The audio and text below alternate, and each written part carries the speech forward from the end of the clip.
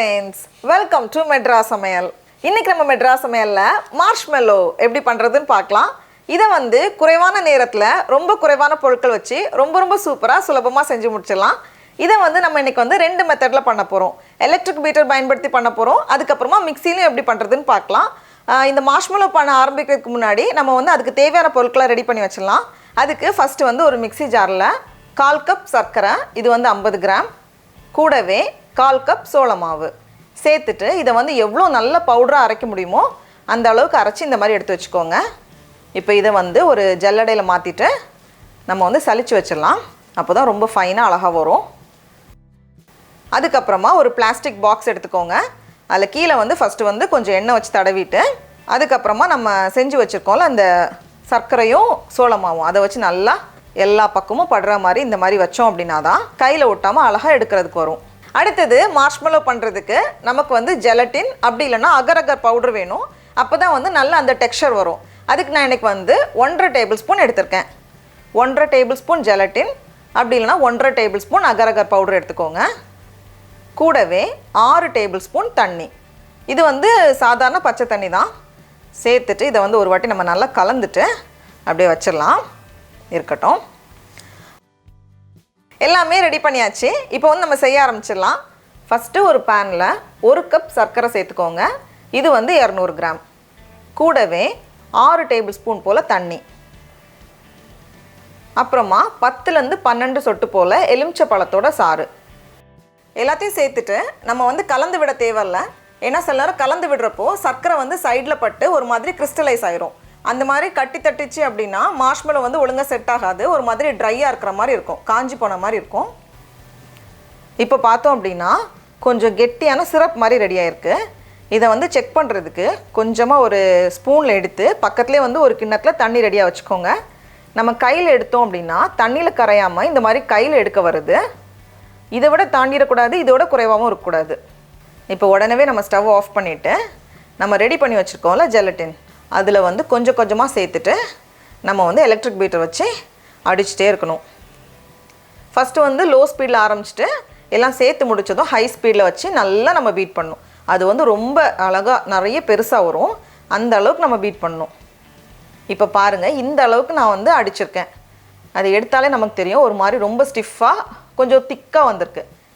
இந்த ஸ்டேஜில் வாசனைக்காக 1 டீஸ்பூன் வெண்ணிலா எக்ஸ்ட்ராக்ட், கூடவே கலர் வேணும்னா நம்ம கலர் சேர்த்துக்கலாம். நான் வந்து கொஞ்சம் பர்பிள் கலர் வர மாதிரி ஒரு கலர் எடுத்திருக்கேன். நம்ம என்ன கலர் வேணாலும் சேர்த்துக்கலாம். ஒருவேளை கேசரி பவுடர் மாதிரி இருந்துச்சு அப்படின்னா கொஞ்சமாக தண்ணியில் கரைச்சிட்டு சேர்த்துக்கோங்க, அப்போ ஈஸியாக மிக்ஸ் ஆகும். சேர்த்துட்டு எல்லாத்தையும் நம்ம மறுபடியும் ஒரு நிமிஷம் போல் அடித்து வச்சிட்டோம் அப்படின்னா அழகாக இந்த மாதிரி தயாராகிடும். பாருங்கள், நமக்கு பார்த்தாலே தெரியுது அந்த பதம் எப்படி இருக்குன்னு. நல்ல ஒரு பஞ்சு போல் இருக்கும். இந்த மாதிரி ரெடியானதும் இதை வந்து உடனே நம்ம ரெடி பண்ணி வச்சுருக்கோம்ல பாத்திரம், அதில் வந்து மாற்றிடலாம்.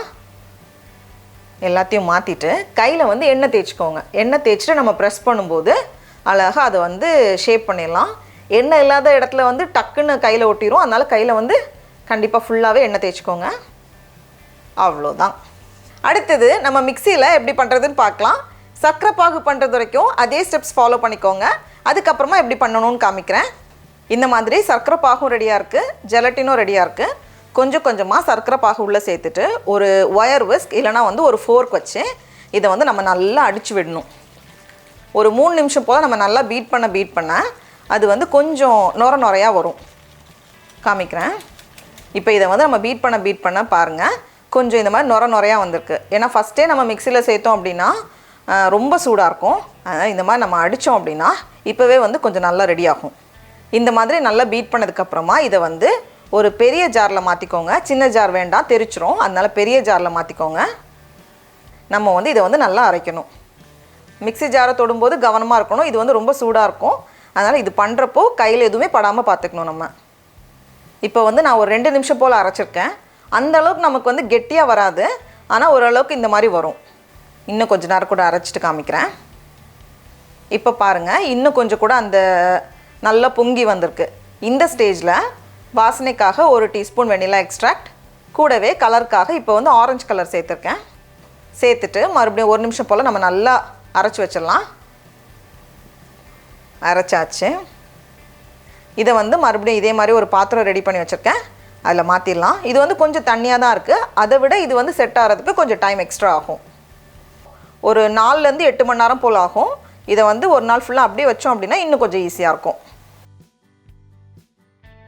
இப்போ பாருங்கள், ரெண்டுமே செட் ஆகி அழகாக ரெடியாக இருக்குது. இதை வந்து நம்ம கட் பண்ணிடலாம். இது ரெண்டுமே நான் ஃப்ரிட்ஜில் வைக்கல, அழகாக செட் ஆகியிருக்கு. கட் பண்ணுறதுக்கு முன்னாடி மேலே வந்து நம்ம ரெடி பண்ணி வச்சுருந்தோம்ல சர்க்கரையும் சோளமாவும், அதை வந்து லைட்டாக அப்ளை பண்ணிக்கோங்க. அப்போ தான் வந்து கையில் ஒட்டாமல் வரும். நம்ம வந்து கத்தி வச்சு கட் பண்ணிடலாம். கத்தியில் வந்து லைட்டாக எண்ணெய் தடவிட்டு மேலே வந்து அந்த பவுடர் சேர்த்துக்கோங்க. இதை கட் பண்ணும்போதே அவ்வளோ அழகாக இருக்குது. அது அவ்வளோ சாஃப்டாக இருக்குது, நமக்கு பார்த்தாலே தெரியும். அப்படியே ஜாலியாக நம்ம கட் பண்ணலாம். அப்படியே பஞ்சு போல் இருக்குது. இதை வந்து மறுபடியும் அந்த இதில் நல்லா கலந்து எடுத்துக்கோங்க. அப்போ தான் ஒட்டாமல் இருக்கும். எக்ஸஸ் இருக்கிறத அப்படியே ஷேக் பண்ணிவிட்டு இதை வந்து அப்படியே வெளியே வைக்காமல் ஒரு ஜிப்லாக் கவர் அப்படி இல்லைனா ஏதாச்சும் ஒரு ஏர்டைட் பாக்ஸ் போட்டு வச்சுக்கோங்க. அதுக்கப்புறமா நம்ம மிக்சியில் பண்ணது இப்போ நான் எடுத்துடுறேன். மிக்சியில் பண்ணது வந்து இந்த அளவுக்கு நம்ம எலக்ட்ரிக் பீட்டர் வச்சு அடிக்கிற அளவுக்கு நமக்கு வந்து திக்னஸ் வராது.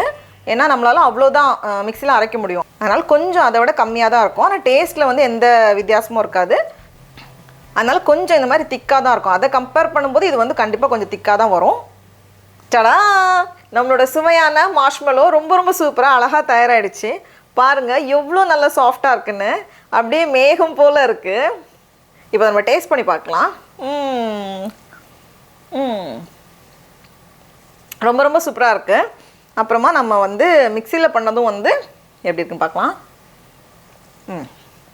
ரொம்ப ரொம்ப சூப்பராக இருக்குது. நீங்களும் கண்டிப்பாக அந்த ரெசிபியை வீட்டில் செஞ்சு பாருங்கள். உங்களுக்கு இந்த வீடியோ பிடிச்சிருந்துச்சுன்னா மெட்ராஸ் சமையலுக்கு சப்ஸ்கிரைப் பண்ணுங்கள். நாவின் சுவை எறும்புகள் மலரட்டும்.